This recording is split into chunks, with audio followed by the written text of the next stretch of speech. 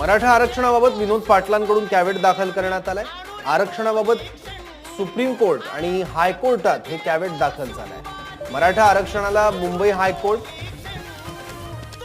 म्हणजे उच्च न्यायालयात कोणी आव्हान दिलं तर त्यावेळी आमचं म्हणणं ऐकावं यासाठी कॅव्हेट दाखल झालंय। मुंबई हायकोर्ट आणि सर्वोच्च न्यायालयात जर कोणीही मराठा आरक्षणासंदर्भात आव्हान देणारी याचिका दाखल केली तर आमचं म्हणणं ऐकलं जावं यासाठी विनोद पाटलांनी हे कॅव्हेट दाखल केलं।